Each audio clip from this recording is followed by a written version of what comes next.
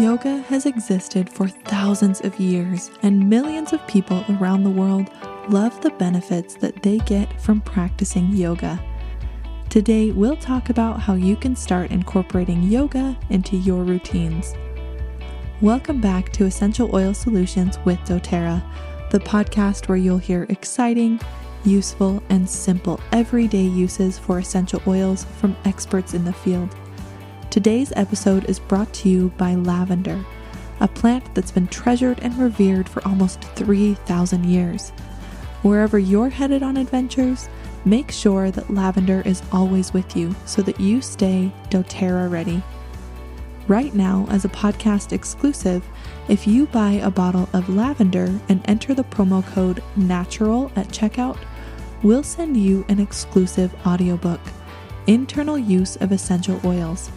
This audiobook will help you learn how to safely use essential oils, as well as tips and ideas for the best ways to use essential oils internally.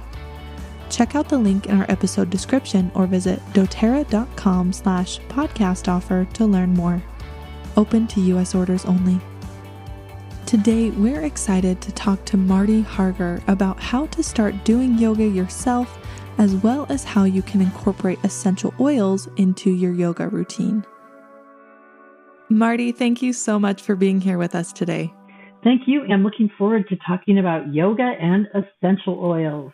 I am too. I think it's a topic that a lot of people would love to learn more about. So let's jump right in with my first question of how can you start practicing yoga as a beginner? Because I think a lot of people get a little bit intimidated.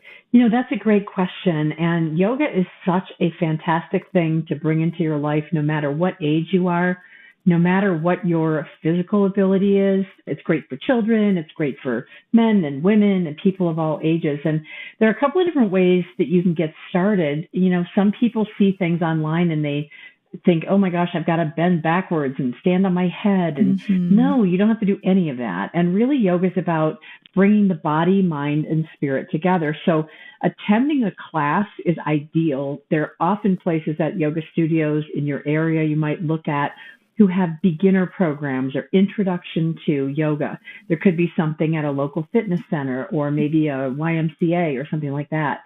Community centers. And we're finding yoga in more and more places now because people are realizing that this is a way to quiet the mind and allow the body to have so many benefits. So if you can, look for an introduction or beginner level class.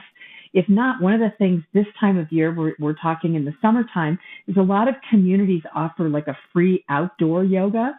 And that's a great thing to participate in. And just to bring a yoga mat, you can pick one up in a lot of different places very inexpensively, and just try to follow along as you can. I do encourage people, though, to seriously think about getting to a class where a qualified yoga instructor can give you not only some specific suggestions about how to move and position the body, but this is a way to make sure that you avoid any kind of injury by trying to mimic others around you. It's really important that you learn the proper alignment of the body so that you can get the most benefit from it and make sure that you're taking good care to protect your joints and your limbs as you get started. It's really a practice. It's not a perfect. So this is something we all spend our lifetimes continuing to improve the depth of our practice. And I say that not just the physical part, but the way that we can quiet the mind and really be present as we are practicing yoga. Absolutely. Now, you mentioned a couple things there, things that draw people toward yoga. What are some of your favorite things that your yoga practice brings to your life? You know, that's a great question, Annie. The favorite things for me have changed and evolved over time. I've been practicing yoga off and on since I was several decades, I'll just say. Originally this was I was attracted to the physical concept that this is about improving flexibility, about improving strength, improving coordination, and balance. And I thought, well, this would be, great because I'm a skier and I like other outdoor activities and physical athletic activity.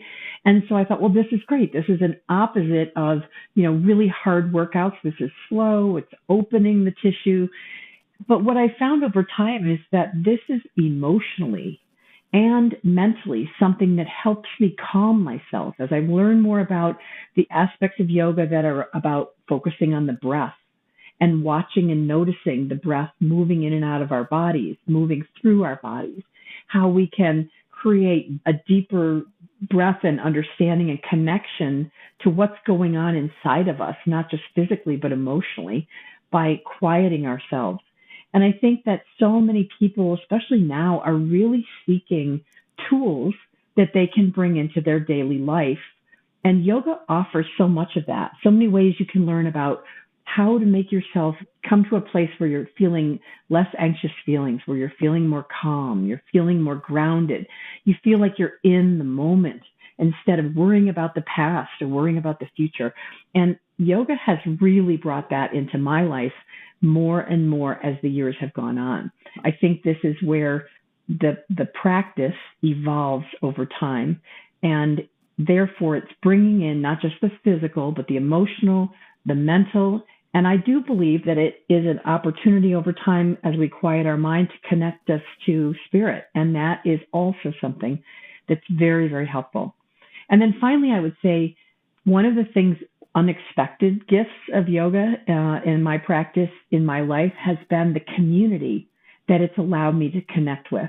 You know, it's one thing to practice at home, but when you're out in a room or in an open space with others who are moving in the same way together and breathing together, it's really cool. Like there's an energy about that is so, it's just really a neat thing to experience. And I hope that people will give that a try, because that's another gift, is the gift of the yoga community that you can become a part of. And not even with talking. I mean, it's in silence, but it's really powerful. Mm-hmm. I love that. I think that's such a beautiful concept. Now, Marty, you have been using doTERRA essential oils for almost 15 years now, and so we know you have a lot of experience.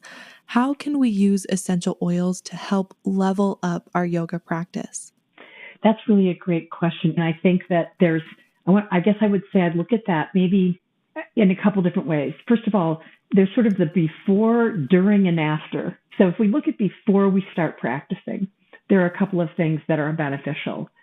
You know, sometimes we're coming from work and we're going to a yoga practice, or we're coming from something that's been kind of intense.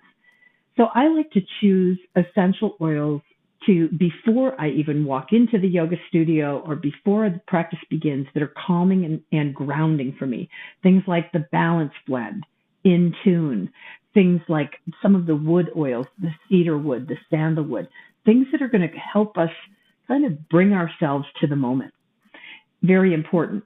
During the practice, any of the oils, like even Spanish sage I used today, I thought that was fabulous.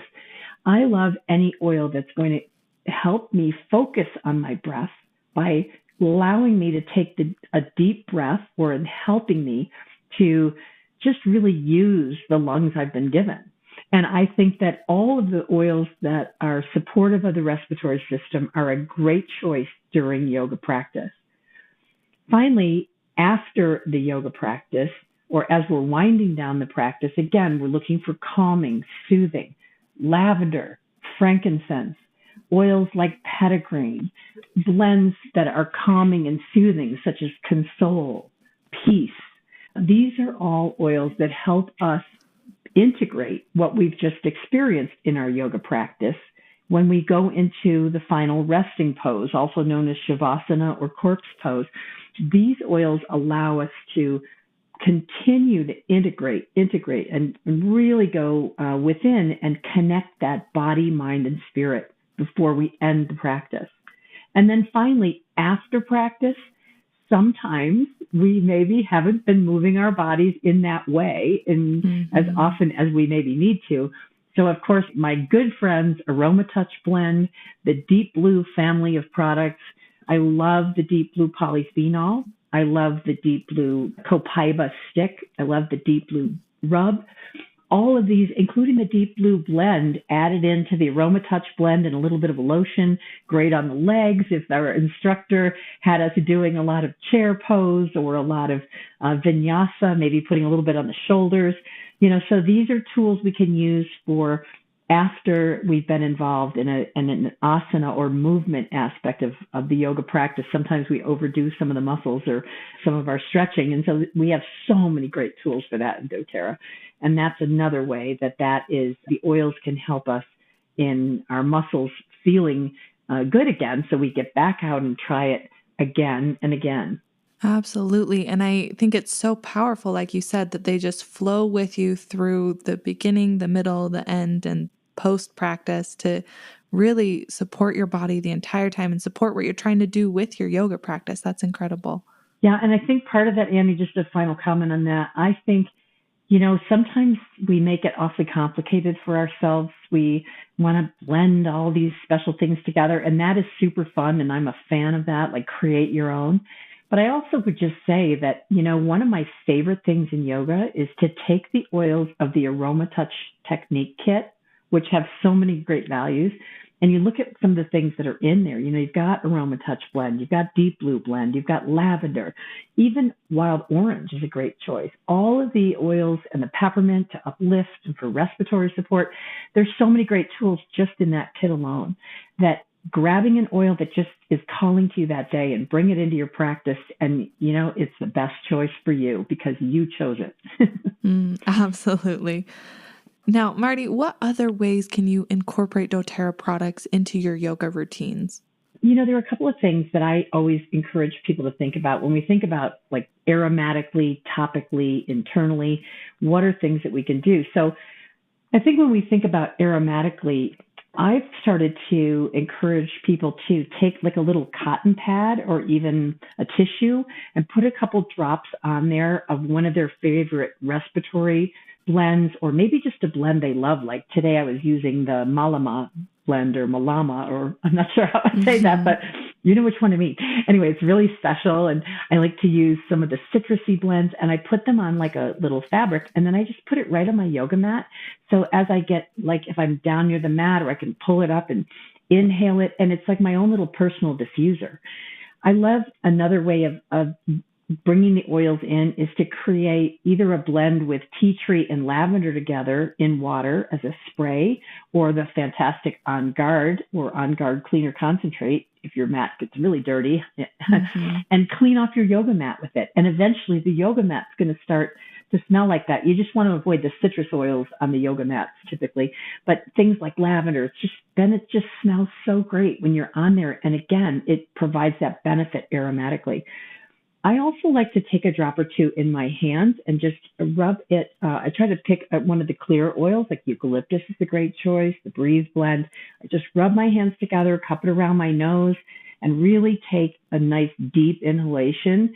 And then I apply whatever's left just right on my chest and on my yoga outfit, because it's clear. It's not going to stain the fabric, right? Because these are the certified pure tested grade oils that we can just feel comfortable using. And then finally, I would say internally, one of the neat ways to use essential oils in our practice in yoga is to just add a few drops of your favorites into your water bottle using a glass or a stainless steel container, whether it's a citrus oil or some blend combination. You add a couple drops of this and that. One of my favorites is 1 drop of cassia and 2 or 3 drops of grapefruit together. That's a lovely flavor, and it's so good for us to take in internally all the benefits that we can expect from these beautiful clearing oils. Some people like a little bit of peppermint and orange together in their water. And then that's a way that as you take it in, just give it a little shake first so it's not floating on top, but, to take in the peppermint again, a little respiratory deep breath, and makes your breath fresh and lovely. So Absolutely. I have already learned so much from our conversation, but before we end, do you have any final tips or thoughts that you'd like to share about yoga and yoga with essential oils specifically? The biggest thing I would say to people is that kind of where I started, Annie, I feel that yoga, the more I've practiced it, the more I realize there's so many different, I guess I'll say flavors of yoga, just as there are so many different essential oils. And, if you have tried it once in some setting that just you didn't like it, try again, because honestly, this is one of the most simple things you can bring into your life and learn to do at home. Incorporating the essential oils just gives you a chance to bring your mind to focus on the moment. And that means paying attention to how your body is moving, how you're breathing, and how that can truly benefit you and help you be present in the moment. So you stop worrying about what's ahead and what's behind you. You can really be present. And that's when we can tune in and realize when we are being our best self. So the essential oils combined with yoga give us an opportunity to tune into our heart and really know that being kind to other people, showing up as our best self, including other people, welcoming others into the world, into our lives, this is a way that these things meld so beautifully together. And I really hope that people will, just like they may say, well, I am not a big fan of this essential oil. You may find the same with yoga. I'm not a fan of this kind of yoga. That's great. Find the kind that makes sense for you, that helps you focus on moving your body, breathing deeply, and quieting your mind. And if we even think about that as 3 categories that we can put our essential oils in, it gives us a chance to really think about the physical benefits, the mental and emotional benefits, and then the spiritual connection that we can get. All of the oils offer us this. Yoga offers us this. And I think the two work so beautifully together. I hope that people will give themselves permission to experiment with yoga and to experiment with their oils collection and just notice how well these two work together. That is so powerful. Marty, thank you so much for taking the time to talk with us today, to teach us more about yoga and how doTERRA essential oils can enhance our yoga practice. Thank you. It was a pleasure talking with you today. Namaste. Thanks for joining us, and congratulations on living a healthier lifestyle with essential oils. If you want to try any of the products you learned about, click on the link in the episode description or find a wellness advocate near you to place an order today. And remember, if you liked what you heard today, rate, review, and subscribe wherever you listen. These statements have not been evaluated by the Food and Drug Administration. This product is not intended to diagnose, treat, cure, or prevent any disease.